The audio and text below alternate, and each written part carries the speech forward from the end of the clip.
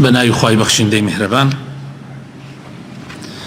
حەمد و ثەنا و سوپاس و ستایشی بێپایان بۆ خوای پەروەردگاری جیهان، درود و سەلام لەسەر پێغەمبەری خۆشەویستمان صلی الله عليه وسلم و لەسەر ئەهل و بەیت و هەموو یاران و هەموو شوێن کەوتوانیان تا کۆتا زەمان. مسلمانە بەڕێزەکان، بەردەوامین لەسەر شەرحکردنی کتێبمان هەڵبژاردننی 222 گەوهەر و مرواری لە فەرمودەکانی هەردوو پێشەوە موسلیم و بوخاری. گەشتینە فەرمودەی 111 لە ئاکار و خۆڕەوشتەکانی خواردن. ئەمە ناونیشانی فەرمودەکەیە. عن أبي حفص عمر بن أبي سلمة عبد الله بن عبد الأسد ربيب رسول الله صلى الله عليه وسلم قال: كنت غلاما في حجر رسول الله صلى الله عليه وسلم، وكانت يدي تطيش في الصفحة، فقال لي رسول الله صلى الله عليه وسلم: يا غلام، سم الله وكل بيمينك وكل مما يليك، فما زالت تلك طعمتي بعد. إمام بخاري جمارة 5376 وإمام مسلم جمارة 2022 أم حديثة أجرنوا. عمري كري أبي سلمة. أبي سلمة يكي يقول الصحابة بالرزكاني في غمر صلى الله عليه وسلم وفاتي كرد دواء أو دايكي عمر شو كرد في غمر إخوة صلى الله عليه وسلم، يعني عمر لبعوشي في غمر ربيب رسول الله صلى الله عليه وسلم لباوشی پێغەمبەرە گەورە بوو وەکو کوڕی خۆی. ئومی سەلەمە دایکێتی کە دایکی ئیماندارانە رضی الله عنها. ئەم سەحابە بەڕێزە ئیگەڕێتەوە ئەفەرمێ من مناڵ بووم لە خزمەتی پێغەمبەرە صلی الله عليه وسلم، هەر لەگەڵ ئەوان نان مەخوارد، کاتێ نانیان بۆ دانێن و لەگەڵ ئەوە لە ناو یەک قاپە لە ناو یەک سینیە. ئەڵێ منیش بە هەموو لایەکە دەسم گڕەدا. مناڵ عادەتی وایە ئیسە تۆ کاتی لەگەڵ تا نانەخوا دەسەوا بۆ ئەملا دەسەوا بۆ ئەملا بە کەیفی خۆی دەست گڕەدا. ئەڵێ پێغەمبەری خوا صلی الله عليه وسلم پێی وتم کاتێک کە نان ئەخۆی بیسمیلا بکە پێشە، کاتێک کە نان ئەخۆی سەرەتا بیسمیلا بکە، پاشان بە دەستی ڕاست نان بخۆ، پاشان لە پێشەی خۆتەوە نان بخۆ. ئەمە سێ ئادابی زۆر گرنگی نان خواردنە، سێ ئاکار و ڕەوشت و ئەتەکێتی نان خواردنە لە ئیسلامە. یەک، کاتێ نانە خۆی پێشە بڵێ بیسمیلا، سەمی اللهە، فەرمووی بیسمیلا بکە. دوو، فەرمووی وەکول بیەمینیک، فەرمووی بە دەستی ڕاست نان بخۆ. سێیەم، وكل مما يليك، لە پێشەوەی خۆت نان بخۆ، دەست درێژ مەکە بۆ ئەملاو ئەولاو هەموو قاپەکە. ئەگەر خۆشت تەنیا بوویت هەر ئەم ئادابانە جێبەجێ بکە. بەڵام لێرە خواردن یعنی چێشت فەرقی هەیە لەگەڵ میوە و ئەوانە. یعنی ئەگەر میوەیان هێنا تۆ میوەیەکت بەدڵ بوو لەو پەڕۆ بوو یا لەم لاوە بوو، ئاسایە دەستی بۆ درێژکەی لە پێشی خۆتیشۆ نەخۆی. یان ئەگەر لە خواردنەکە بۆ نمونە خواردنی دلێمی کە دای ئەنەن، جاری وایە گۆشتەکە لە ژێرەوەیە، جاری وایە برنجەکە لەو لاوەیە یان لەم لاوەیە، ناچاری تۆ دەست بۆ ئەم لا ئەولا ببەی. ئەگینا ئەگەر هەموو چێشتەکە وەکو یەک وابێ، ئەسڵ وایە لە پێشی خۆتەوە نان بخۆی، ئەسڵ وایە لێ پێشی خۆتەوە نان بخۆی. جا ئەم ئادابە ضرورە خۆشەویستەکانمە تەماشاکەن پێغەمبەری خوا صلی الله عليه وسلم چۆن حساب بۆ مناڵەکە. ئێمە زۆر جار حساب بۆ مناڵ ناکەین. ئێمە من بینیمە لە زۆربەی ماڵەکان، لە زۆربەی شوێنەکان مناڵ نەوعێک لە بەرەڵایی پێدراوە، فێری ئاکار و ئەتەکێتی نان خواردن و معاملە و هەڵسوکەوت و ئەمانەی ناکەین. مع العلم مناڵی باشترین کاتە بۆ فێرکردن، کە ئینسان گەورە بوو ئیتر تۆ شەرمەکەی لەگەڵ یا بڵێ وا بخۆ وا بخۆ. ئیسا من هەر یەکێک لە ئێوە لەم پیاوە بەتەمەنانە کە لەگەڵ یەکادانشی نان بخۆین من شەرمەکەم پێتان بڵێم ئەمە وا بکەن وا مەکەن. پیاوی ڕیسپی عیبت تێ لەگەڵ قسە بکەی بەس مناڵ کە مناڵە ئامادەیە بۆ فێربوون و کە فێریش ببێ ئیتر لە بیری ناچێ کە فێریش ببێ ئیتر لە بیریش ناچێت لەبەرەوە خۆشەویستەکانم حتا بۆتان نەکەوێت ماڵ و مناڵی خۆتان فێرکەن و ماڵ و مناڵی خۆشتان یەکەم کەسە کە شایستەیە تۆ فێریکەی غەیری مناڵی خۆت مەسئولیاتەکەی لەسەر تۆ نییە لەسەر باوکو دایکێتی خۆ ئەگەر فێریکەی تۆ خێرت دەسەکەوێ بەڵام یەکەم کەسێک کە شایستەیە تۆ عەزێتی پێوە بخۆی ماڵ و مناڵی خۆتە خەڵکێکی زۆر هەیە ماڵ و مناڵی خۆی ئیهمال کردووە خەڵکی ترە دوایی مناڵەکانی گەورە ئەبن بە قسەی ناکەن خۆ من ناڵێم تۆ ئیماندار بی و تربیەتی مناڵەکەت بدەی لە 100 چاکە بێ بەڵام چونکە کوڕی پێغەمبەر نوح حەجاری وایە خراپە بەڵام تۆ واجبە لەسەر شانت ئەدای واجبی خۆت بکەی بەقەدەر توانا ئەوەی لە تواناتە هەیە بۆ مناڵەکانت سەرفی کەی یەکەم جا کاتێک تۆ گەنجی ئەبێ بیر لەوە بکەیت تۆ دایکێکی باش بۆ مناڵەکانت هەڵبژێری زۆربەی گەنجان ژن ئەهێنن حەساب بۆ مناڵ ناکەن بەس بیر لەوە ئەکەنەوە ژنێکیان دەستکەوێت جوان بێ بیر لەوە ناکەنەوە ژنەکان ئیماندار بێ و ڕێکوپێک بێ و بەیانی ئەبێتە دایکی مناڵەکانی و براکانی و کەسوکارەکەی ئەبنە خاڵۆوانی مناڵەکانی هیچ حەساب بۆ ئەوە ناکەن ئیتر حەقی نییە ئەم کچە چۆنە چۆن نییە ئەخلاقی ڕەوشتی ماڵەوەی براکانی چۆنن بابای چۆن باوکی چۆنە ماڵەوەی چۆنە هیچ بیر لەوە ناکات و ئەمە بەیانی ئەبێتە براکانی ئەو کچە ئەگەر عەرەقخۆر بن بەیانی مناڵەکەی تۆش فێری عەرەق خواردنەکەن ئەگەر باپیری نوێژ نەکا ئەو مناڵەی تۆ باپیری بەیانی نوێژ نەکا هیچ نوێژ ناکە هەر لەوێەوە حەقی بناڵ دەستی پێکە هەر لەوێەوە یعنی لە ژنهێنانەوە ئەبێت تۆ ژنێ بێنی بۆ تۆ بگونجێ پێغەمبەری خوا صلی الله عليه وسلم ئەفەرمێ خەڵک ژن ئەهێنێ لەبەر 4 شت لەبەر پارەی لەبەر جوانی لەبەر بنەماڵەی لەبەر دینی ئەفەرمێ تۆ کامیان هەڵبژێرە تۆ دینەکە هەڵبژێرە ئیتر هەموو کەسێکیش بەش خۆی جوانی تایە ئەو ئەفریقیانە کە کامل ڕەشن جوانیان تایە هەر یەکێ بەش بە حاڵی خۆی جوانی تایە بەس دینەکە مهمە دینەکە ئەو بکە لە خاڵی یەکەم دوای ئەوە کە دینەکەی باش بوو ئەمجا هەر کاتێ معاملە لەگەڵ ژنەکە تاکەی هەڵسوکەوتی لەگەڵاکەی بە ذکر بە دوعا حتا نەکات جوودبوون و جیماعکردنی شا پێغەمبەر صلی الله عليه وسلم فێرمانەکەکەوە بسم الله بکەین ئەینەتان بیست و ئەڵێ ئەم مناڵە ئەوەنە هارولارە ئەمە دیارە بەچە بێ بسم اللهە یعنی ئەمە لە کاتێکا باوک و دایکی لەگەڵ یەکا بوون بسم الله نەکردو بەناوی خوا نەیکردو یعنی ئەم هەبەس شەهوەت خۆی تێر کردو بیری لەوە نەکردو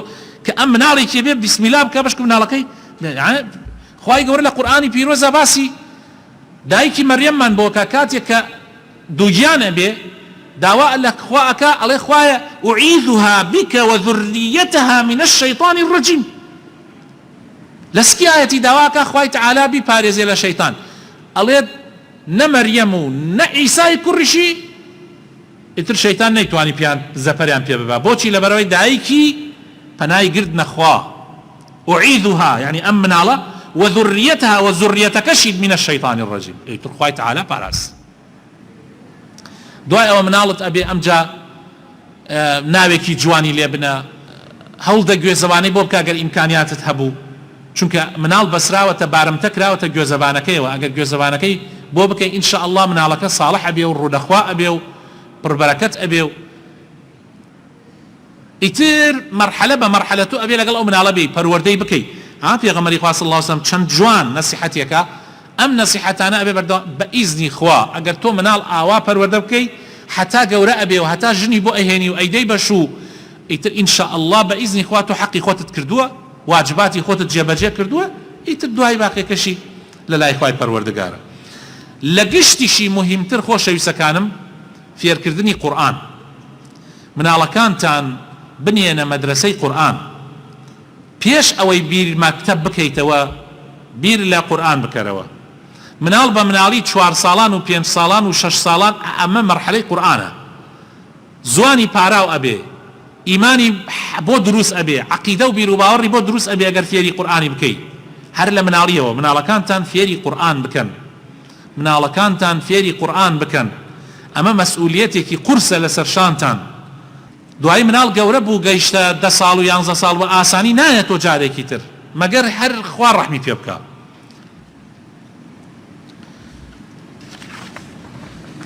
فرمودەی 112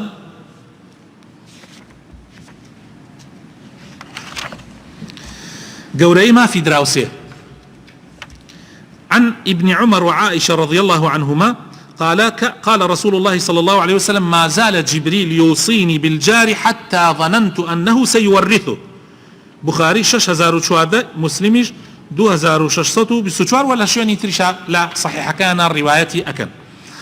بردوام جبريل عليه السلام وصية في أكا بچاكا كردن لقل دراوسية حتى وام أزاني أمود بخوالا وانيا لكتب ركا جبريل بيه بلا يتر لإسود على جاتي براو باود دراوسية ورسي دراوسية كيابا وتي يعني أولا قمان بو دروز بو طبعا أولا بو بس هي بيغمر صلى الله عليه وسلم أولا جبريل أي فرمود لقل دراوسية شاكبا لقل دراوسية شاكبا أولا وصيتي ناكر لقل براكي باجبي يتر قمان أمود لوانيا جبريل لكتب ركا آياتم بو بينا تخوارو كبلي ايتر دراوسي ميراتي دراوسي كيبا اوان دا جختي لسر اكرت. فرمودي جمارة 113 عن ابي هريرة رضي الله عنه ان النبي صلى الله عليه وسلم قال والله لا يؤمن والله لا يؤمن والله لا يؤمن. في غمر صلى الله عليه وسلم سيجار سيون اخوا سيجار لسر يكسيون اخوا فرمي والله باوري نية والله باوري نية والله باوري نية. من يا رسول الله كي كباوري نية أي رسول الله كي يعني فرمي الذي لا يأمن جاره بوائقه. رواه البخاري لباش حديثي جمارة 6016 وإمام مسلم جمارة 46. للرواية إمام مسلم فرمي لا يدخل الجنة من لا يأمن جاره بوائقه. سيون بيبا أخوة بيغمري صلى الله عليه وسلم سيجا لسر يك سيون أخوة أفرمي كسيك إيماني نية كوادر أو سيكي لي تأمين نبي بويا ألين أجر أتوي بزاني فلانة كس شون بياوكا برسالة دراوسيكي بك أجر بو دراوسيكي خرابو يعني بو منو تو قد باش نابي إنسان بدراوسيكا دراوسيكا ميزانة ترازوي تويه طبعا باسي دراوسيك ناكم خوي خراو به سدراوسيه هي خوي حق خراوه بويت الروحي الروان برويت قرية حق خراوه بلام دراوسي ريكوبيك برو برسياركا لو دراوسي ودراوسي كان يخوت بو دركوي يعني خوت بو دركوي حزكي ترازوي بزان تو بياوكي باشي يا خرابي برو اي دراوسيكا بيت عليه تو باشي يا خرابي بويا بيغمري صلى الله عليه وسلم فرمي إيماني نية كسيك كدراوسيكي لي تأمين نبي يعني چي لي تأمين نبي يعني تو اگر دراوسيكت لمال نبو بترسيكا وابرويت مالو دزيلي بكي يعني تب دنياك آخر زمانه وتو تو اگر لمال نبو يخوت بترسي دراوسيكت سيري جنكا وكچكت بكا يعني بچاوكي خرابوا يعني تواوتر تو اگر منارك لدروا غلطيكي كرت اصل وايا دراوسيكت حسابي خويت بوكا دراوسي همو لبراوة برترة ابي سمعتي دراوسيكي بباريزي ابي منالك چاوي لمنالكاني بي چاوي لمالكي وبي اگر لمال نبو دراوسي اگر تو لمال نبي وقت بو بركا دراوسي اگر خوانا خواست اگر يكشتي بربي لمال اگر تو لمال نبي رو اگركا كوجينيتوا اما دراوسي چاكا فرمودي جمارة 114 لصفات كان باورداري راستقينا. عن أبي هريرة رضي الله عنه أن رسول الله صلى الله عليه وسلم قال من كان يؤمن بالله واليوم الآخر فلا يؤذي جاره ومن كان يؤمن بالله واليوم الآخر فليكرم ضيفه ومن كان يؤمن بالله واليوم الآخر فليقل خيرا أو ليسكت. إمام بخاري 6136 وإمام مسلم 67. للروايات إمام مسلم أفرمي من كان يؤمن بالله واليوم الآخر فليحسن إلى جاره. لهندي للروايات كان ترى هاتوا لجاتي أفرمي من كان يؤمن بالله واليوم الآخر فليصل رحمه ومن كان يؤمن بالله واليوم الآخر فليقل خيرا أو ليصمت. يعني بهم الروايات كان معنى كان بمشي وازتاني كهركس باوري هي بخوا وبروجي دواي وبا أعزاري دراوسيكي ندع هر کسی باوری هەیە بەخوا و بە ڕۆژی دوایی ئەو با ڕێز لە میوان بگرێ هەر کەسێ باوەڕی هەیە بەخوا و بە ڕۆژی دوایی با قسەی خێر بکات یا بێدەنگ بێ هەر کەسێ باوەڕی هەیە بەخوا و بە ڕۆژی دوایی با سڵەی خزمایەتی و پەیوەندی خزمایەتی نەبچڕێنێ بەجێی بێنێ. طبعا ئەم حەدیثە زۆر گرنگە. ئەم حەدیثە 4-5 حەقی مهمی تایە. یەکەمیان حەقی دراوسێ، دووەمیان حەقی میوان، سێمیان حەقی خزمایەتی، چوارەمیان زمان. ئینسانی موسڵمان ئەبێ بەرامبەر بە دراوسەکەی زۆر باش بێ. ئەگەر ئیمانت هەیە بەخوا و بە ڕۆژی دوایی چاک بە لەگەڵ دراوسەکەت، ئەگەر ئیمانت هەیە بەخوا و بە ڕۆژی دوایی لەگەڵ خزمەکان تا چاک بە، پەیوەندی خزمایەتی مەبچڕێنە. سەحابەیەک وتی ئەی پێغەمبەری خوا ئەی من چی بکەم دراوسەکانم هەر چاکە ئەکەم لەگەڵیانە ئەین خزمەکانم هەر چاکە ئەکەم لەگەڵیانە ئەوان هەر خراپاکەن دەرحەقم من هەر چاکە ئەکەم ئەوان هەر خراپاکەن. طبعا لەوانەیە دراوسێت شەروا بێ هەندێک دراوسێ. پێغەمبەری خوا صلی الله علیه وسلم فەرمووی ئەگەر ڕاستەکەی وابی وەک ئەوە وایە خۆڵەکەوە بکەیتە سەر و چاویانە، یعنی معنای وایە تۆ برتەوە ئەوان دۆڕان. براینە دراوسەی وا هەیە خراپە، ئازار تەدا، ناڕەحەت تەکا، خزمی وا هەیە خراپە، بە هەموو شێوازی ئازار تەدا. تۆ مووقفت چۆن بێ؟ مووقفی تۆ چاکە بێ. ئەی زۆر ئازار مەدا چاکە بێ، چار نییە خۆ نابێت توش وەک ئەو خراپ بی، نابێت توش وەک ئەو خراپ بی. تۆ هەر چاکە بنوێنە. ئەی من سەلامی لێکم ئەو جوابم ناداتەوە، تۆ جارێ دوو جار سێ جار سەلامت کرد چوویتە لای ئەو هەر خراپەی نواند هەر سەلامی جواب نەدایتەوە هەر دەری کردی لە ماڵ، ئەو کاتە تۆ گوناحبار نابیت، ئەو کاتە تۆ گوناحبار نابیت، تۆ حەقت لەسەر ئەو هەیە. ئەوە زۆر گرنگە بە ڕێزەکانم. ینی ئێمە هەر یەکێک لە ئێمە طبعا دراوسێمانیش هەیە و هەر یەکێک لە ئێمە خزم و کەس و کار و عەشیرەت و خێڵمان هەیە. ئیتر بیری لێ بکەنەوە ئەمە هەموومان تووشمانە بێ، هەموومان دەگمەنمان هەیە دراوسەی خراپی نەبێ ئیلا ماڵێکی خراپی هەرتیایە کۆڵانەکە، دەگمەنشمان هەیە هەموو کەس و کارەکەت وەک یەک باش بێ. ناکرێ کەس و کار بۆ ئیمتیحانیش خوا ئیمتیحان دەکات، هەر بۆ ئیمتیحان خوا تاقی دەکاتەوە. لە ژیان تا هەموو ژیانت دائیمەن هەر شتێک ئەبینی ئەگات لە زمانت بێ. پێغەمبەری خوا صلی الله علیه وسلم بەو سەحابەیە فەرمووی زمانت بگرە ئیتر تەواوە چتە بەهەشتۆ. فەرمووی ئەی پێغەمبەری خوا بۆ لەسەر زمانیش محاسەبە ئەکرێن؟ فەرمووی بەڵێ زۆربەی ئەوانەی ئەخرێنە ئاگری جەهەنەمەوە بەرهەمی زمانەکانیان ئەیان خاتە ئاگری جەهەنەمەوە. ئینسان هەر مەسئلەیەک بۆ بیری لێ بکەرەوە کە یعنی هەر مەسئلەیە دێتە پێشەوە کە قسەی تیا بکەی بیری لێ بکەرەوە. ئەگەر زانیت مەسلەحەت لە قسەکردنایە بیکە، ئەگەر زانیت مەسلەحەت وایە قسە نەکەی مەیکە. هەر مەسئلەیەک بیری لێ بکەرەوە. ئەگەر زانیت قسەکردن چاکترە بیکە، ئەگەر زانیت قسە نەکردن چاکترە مەیکە. ئەی باش یەک شتر تێتە ناوە، مەسئلەیەک ئەتێتە پێشۆ قسەکردن و قسە نەکردن وەکو یەک وایە، بیکەم و نەیکەم وەکو یەک وایە. بە تەسەوری ئێوە ئەوە لەو کاتە قسە بکەی باشە یان نەیکەی؟ مامۆستا عومەر ئەگەر خێر لە قسەکردنەکە بۆ بیکە ئەومان زانی، ئەگەر خێر وا بوو قسە نەکەی مەیکە. ئەی باش هەنێ مەسئلە هەیە تەوازنە، قسەکردنەکە و نەکردنەکە وەکو یەک وایە، بیکەی باشە یان نەیکەی؟ زانایانمان وتویانە نەیکەی باشە، چونکە ئەوێتە بەلاش قسەی بەلاش بۆ بکەم. ئینسان لە جاتی ئەوە قسە ئەکەی زکر بکە، دوعا بکە، بێدەنگ بوون خۆی زکر و دوعایە، هەر بێدەنگ بە خۆی بۆ خۆی زکر و دوعایە. زۆر مهمە ئینسان ئەمە بپارێزێ، زۆر مهمە ئینسان ئاگای لە خۆی بێ. ڕێزگرتنیش لە میوان زۆر گرنگە خۆشەویستەکانم.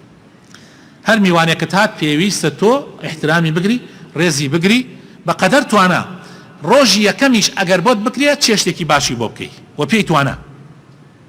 ڕۆژ یەکەم فەرزە لەسەرت باشترین خواردنی ماڵت چییە بیکە بووی. ڕۆژی دووهەم و سێم ئیتر تەوا وەکو خۆت چییە خۆی ئەوش ئەوەخوا. ڕۆژی چوارەم ئەتوانی بڕێ کاکە بڕۆ خوا حافیزت بێ. شەرعەن وایە ئەگەر شوێنێکی تری هەبێ کابرا، ئەگەر شوێنی تری نەبێوتن ناچارە. ڕۆژ یەکەم ڕێزەکە زیاترە و خواردنەکەی باشترە. ڕۆژی دووەم و سێم وەکو خۆی وایە ئەوە ئیتر حەق نەما تا سێ ڕۆژ حەقە.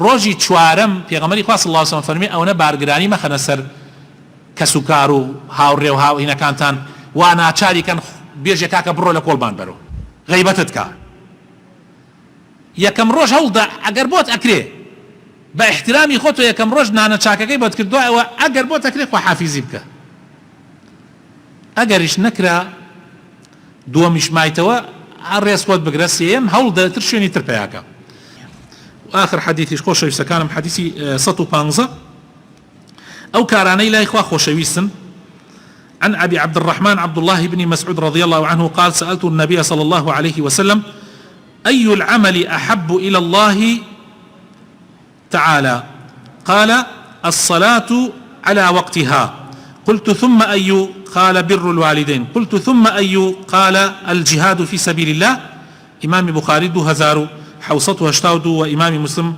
حديثي جمارة 85 يعني رقمكي پرسیار لە پێغەمبەر کرا صلی الله عليه وسلم چی عملی زۆر خۆشەویستە لای خوا فەرمووی نوێژ لە کاتی خۆی نوێژ لە کاتی خۆی زۆر خۆشەویستە لای خوا نوێژ لە کاتی خۆی قەت نوێژ تاخیر مەکەن ئیلا نوێژ عیشا نەبێ بە جەماعەت دروستە تاخیری بکەی نوێژ عیشا ئەگەر مزگەوت گشتی بڕیاری دا بۆ نمونە ئەمشەو ئێمە لە 8 بانگ بدا ئێژین کاکە لە 9 نوێژەکەمانەکەین ئەوە دروستە و ئەمانە بەڵام یەک نوێژ ئەوە ڕاست نییە کە ئەڵێ نوێژی عیشا تا درەنگ بکەی باشترە نا ئەگەر بە جەماعەتی مزگەوت درەنگ بکەی باشترە بەڵام بە تەنیا لە ماڵۆ تا زوو بکەی باشترە و لە کاتی خۆیان بکەی باشترە ئەمجا فەرمووی ئەی پێغەمبەری خوا دوای نوێژ لە کاتی خۆیان چی کردەوەی زۆر باشە فەرمووی چاکەکردن لەگەڵ دایک و باوک ڕێزگرتن لە دایک و باوک بەدەمەوەبوونی دایک و باوک بە قەدەری توانە باشە لەیرە پرسیارێک هەیە ئایا گوێڕایەڵی دایک و باوک یا چاکەکردن لەگەڵ دایک و باوک چاکەکردن لەگەڵ دایک و باوک ئەگەر دایک و باوک ئەمری باشیان پێکردی پێویستە گوێڕایەڵیان بی ئەی ئەگەر دایک و باوک وتیان وإن جاهداك لتشرك بما ليس لك به علم فلا تطعهما ئەگەر وتیان حرامێ بکە نابێ بە قسەتەن ئەی ئەگەر بە قسەیان نەکەم یعنی خراپە بکەم نە والله خراپە بەرامبەر دایک و باوک نییە بەڵام بە قسەیان ناکەی ئەی ئەتوانم هەڵشێخەمە دەم چاوانە خوای تەعالا فەرمێ ولا تنهرهما ولا تقل لهما أف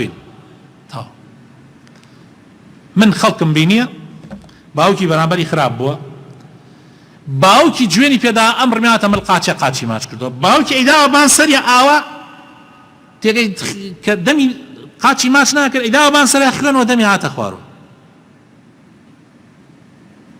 دوای هەڵەسیان دەدەستی ماچەکەەوە دەمی خوێنایەوە ئەو پەڕێتی جاری وایە باوک خراپە مەرج نییە باوک گشت جارێ باش بێ جاری وایە باوک حەزەکە کوڕی خۆی ئیستیغلال کە بۆ حرام بۆ شتی ناشەرعی لەوێ تو بە قسەی ناکەی بەڵام چاکەی لەگەڵاکەی و قەدەر توانە سێم شتیش دوای ئەوە فەرمووی چی کردەوەی زۆر چاکە فەرمووی غەزاکردن لە پێناوی خوا جیهادکردن لە پێناوی خوا باشترین کردەوەکانە لە پاش حەقی خوا کە نوێژە لە پاش حەقی دایک و باوک ئەمجا جیهاد لە پێناوی خوا ئەوە حەقی مسلمانانە تەسەوڕەکەن جیهاد ئیسە ئێمە وا تێگەیشتنە کاتی ئەڵێن جیهاد لە پێناو خوا ئێمە وا تێگەیشتین جیهاد لە پێناوی خوا یعنی هیچ پەیوەندی بە خەڵکۆ نییە براینە جیهاد لە پێناوی خوا یعنی لەبەر خاتر خەڵک جیهاد لە پێناوی خوا یعنی لەبەر خاتر خەڵک یعنی چۆن لەبەر خاتر خەڵک یعنی تۆ لەبەر خاتر خوا لە پێناوی خوایە دیفاع لە خەڵکەکەی دیفاع لە دینی خەڵکەکەی دیفاع لە خاک و نیشتمانی خەڵکەکەی ئەگەر بڵێ خاک و نیشیمانی خۆت نا تو خۆت ئەکوژرەی تو خۆت ئەکوژرەی خۆت ئەکەیتە قوربانی ماڵەکەتیش ئەبەی ئەیکەیتە قوربانی لە پێناو ئەوەیە خەڵک بژێ خەڵک بژێ خەڵک ئیسراحەت بژێ خەڵک وە حورریەت و ئازادی بژێ ژێر چەپۆکە نەبێ دینی لە ژێر دەستی کافرە نەبێ ئەمەیە مەوزوعەکە جا ئەوە زۆر مهمە خەڵکەیە ئیسەوای پێ هاتووە ئێمە وازانین جیهاد یعنی قەتڵ و عامکردنی خەڵک ئەمە عەلە ئاساس لە پێناوی خوایە قەتڵ و عامکردنی خەڵک بێ وەڵا خەڵک بکوژە و خەڵک ببڕە و واللهی جهاد اصلا بۆ ئەوە دروست کراوە ئەمن و ئاسایش بڵاو کرێتەوە ناو خەڵکە، یعنی دامەزراندنی ئەمن و ئاسایش یعنی جهاد، ئەمن و ئاسایشی خەڵکی. ئەی ئەگەر خەڵکەکە ئەو خەڵکە ئەگەر بسڵمان نەبوو، بسڵمانیش نەبوو، واجبە لەسەرشان تۆ ئەمن و ئاسایشیان بۆ دابین بکەی، دوای ئەوە لا ئیکراهە فی الدین، دینی وەرگرت وەریگرت، وەری نەگرت کەیفی خۆیەتی. ئەم کوردستانە ئێمە لە ساڵی هەژدەی کۆچی ئیسلام هاتە ناوی، لە ساڵی هەژدەی کۆچی ئیمامی عومەری بنی الخەتاب جێشی سوپای گەیشتە کوردستانی ئێمە. تەسەوورەکەن کوردستان چەند ساڵی برد تا گشتی مسلمان بوو؟ 80 ساڵی برد، 80 ساڵ، 80 ساڵ پەیتا پەیتا ئەم حکومە لە دوای ئەو حکومە، ئەم خەلیفە لە دوای ئەو خەلیفە، هێشتا کورد بەرەبەرە مسلمانە بوو.